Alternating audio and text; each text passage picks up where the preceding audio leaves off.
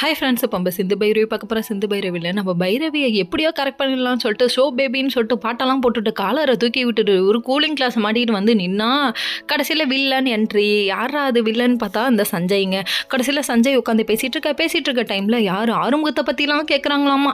ஆறுமுகத்தை பற்றி நீ என்ன நினைக்கிறேன்னு சொல்லிட்டு எல்லாருமே தப்பாக சொல்கிறாங்க அப்படி சொல்லிட்டு கண்ணாப்பி நான் சொல்ல இவன் மனசில் என்னதான் இருக்குது நம்ம ஒட்டி கேட்போம்னு சொல்லிட்டு ஆறுமுகமும் ஒட்டு கேட்டுட்டு இருக்காரு. அந்த டைம் பார்த்து என்ன சொல்கிறாங்க தெரியுமா, ஆறுமுகம் ஒரு குழந்தை மாதிரி அவர் வந்து கண்டிப்பாக தப்பான வேலைக்கு போக மாட்டார். உங்கள்கிட்ட சொன்னவங்க யாரோ தப்பாக சொல்லியிருக்காங்கன்னு சொல்ல பொச நீங்கள் எரிய ஆரம்பிச்சிச்சு. என்ன ஆறுமுகத்துக்கு சப்போர்ட் பண்ணுறா, ஆறுமுகத்துக்கு ஒரு பக்கம் சப்போர்ட் பண்ணுறா, ஆனால் சேர்ந்து வாழ்றியா ஹாப்பியாக இருக்கியான்னு சொல்லி கேட்டால் அதுக்கு எந்த பதிலும் சொல்ல மாட்டாங்கிறா. அப்போ இவங்களுக்குள்ள ஏதோ பிரச்சனை இருக்குன்னு தானே அர்த்தங்கிறேன் அப்படின்னு இவங்க சொல்ல கண்ணா பிடிக்காத கல்யாணம் தான்ப்பா, பிடிச்சி போய் வாழ ஆரம்பிச்சிருவாங்கப்பா, இடையில நீ வராதப்பான்னா கேட்குறாங்களா. கடைசியில் உடனே கோமாயிடுச்சு. மீசக்கார நண்பா நீ கிளம்புன்னு சொல்லிட்டு ரோசம் வேற லெவலில் வர ஆரம்பிச்சிருச்சு.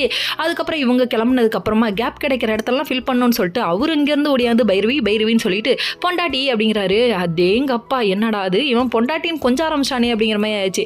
அதுக்கப்புறம் போகிற வழியில் திடீர்னு பொட்டு வைக்கிறது என்ன, குங்குமம் வச்சுவிடக்கூடாது, நான் வச்சுவிடக்கூடாதான்னு கேட்குறாரு. டீ அப்பா எதுக்குடா ட்ரை பண்ணுறேன், இந்த உருட்டுற அப்படிங்கிற மாதிரி லுக்கு வேற மாதிரி விட்டுட்டு இவங்க கிளம்புறாங்க. இன்னொரு பக்கம் சிந்து ஒரு பக்கம் நான் கோயிலுக்கு வந்தேன், நான் போய் டாக்டரை பார்க்கலாம், பிரசாதம் கொடுக்குறேன்னு சொல்லிட்டு இங்கே அலப்பறை பண்ணிட்டு இருக்காங்க. ஆக மொத்தத்தில் 2 பேரும் மாற்றி அலப்பறை பண்ணிட்டு இருக்கீங்க. என்ஜாய் பண்ணுங்கடா, என்ஜாய் பண்ணுற வயசில் என்ஜாய் பண்ணாமல் என்ன பண்ண முடியும் அப்படிங்கிற மாதிரி ஆயிடுச்சு. வில்லத்தனமாக பார்க்குறாங்க. ஸ்னேகா வேற நிரூபிக்க ஆரம்பிச்சிட்டாங்க. சிட்டுவும் சொல்கிறேன்னு பதில் சொல்லிட்டாங்க. Okay friends.